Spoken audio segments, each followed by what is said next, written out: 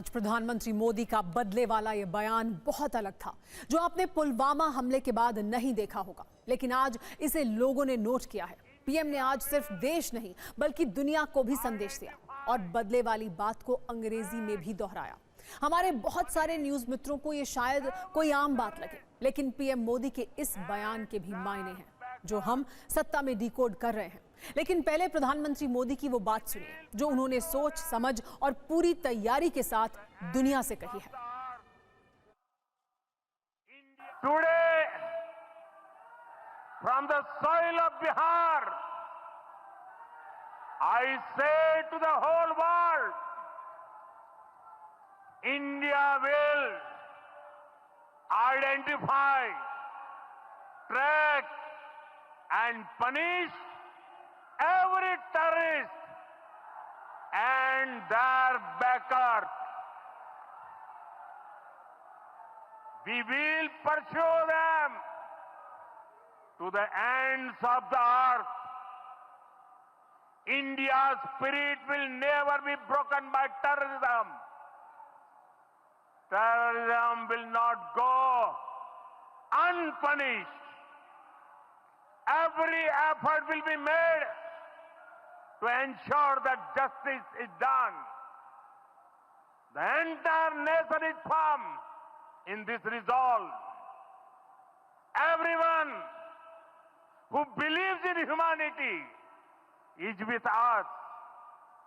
I thank the people of various countries and their leaders who have stood with us in these times. अब हम आपको ये समझाते हैं कि पीएम मोदी ने पहलगाम के प्रतिशोध वाली बात को अंग्रेजी में क्यों कहा।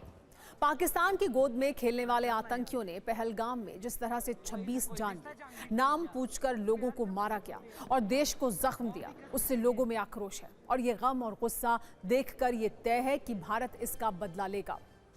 आज पीएम मोदी ने जब बदले वाली बात कही तो उसे अंग्रेजी में भी दोहराने के पीछे कुछ संभावनाएं हैं।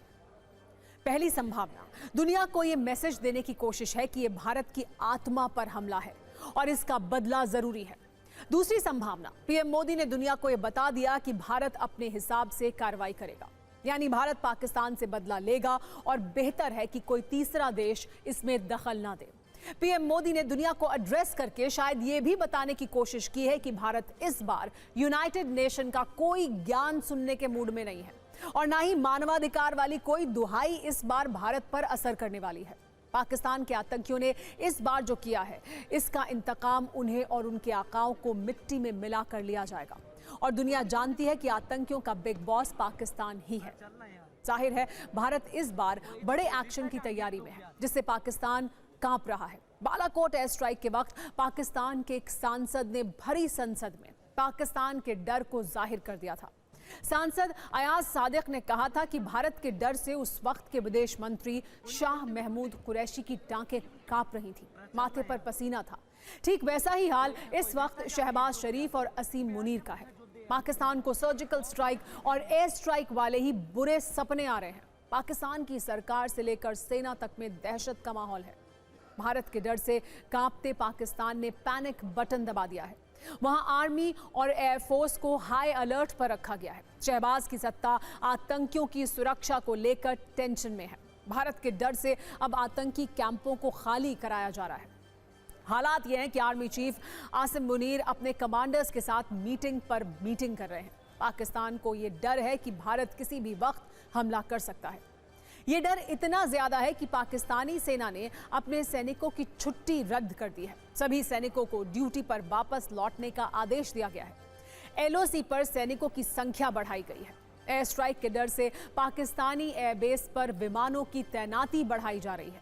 कराची से 18 फाइटर जेट्स को रावलपिंडी और लाहौर भेजा गया है। लाहौर और रावलपिंडी एयरबेस भारतीय सीमा के नजदीक है। पाकिस्तान के सभी एयरबेस अलर्ट मोड में हैं। 20 फाइटर जेट स्क्वाड्रन को भी हाई अलर्ट पर रखा गया है।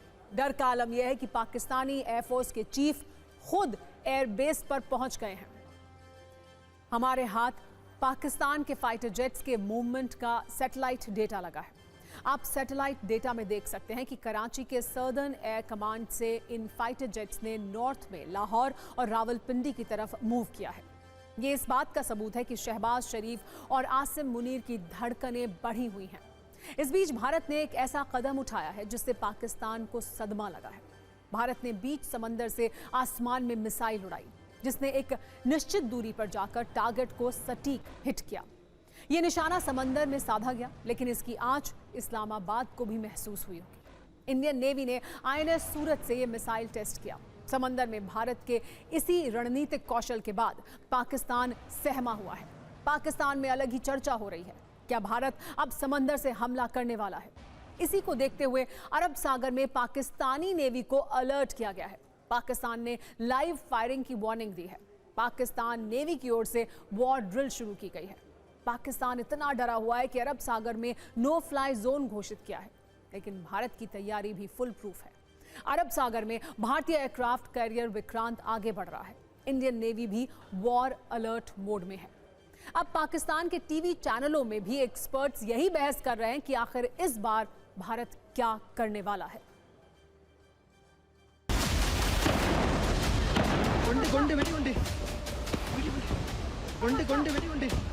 इस वक्त जो मैं देख रहा हूँ, कुछ दिनों के बाद शायद बालाकोट टाइप या उससे भी खतरनाक किस्म कोई स्ट्राइक पाकिस्तान के खिलाफ होगा।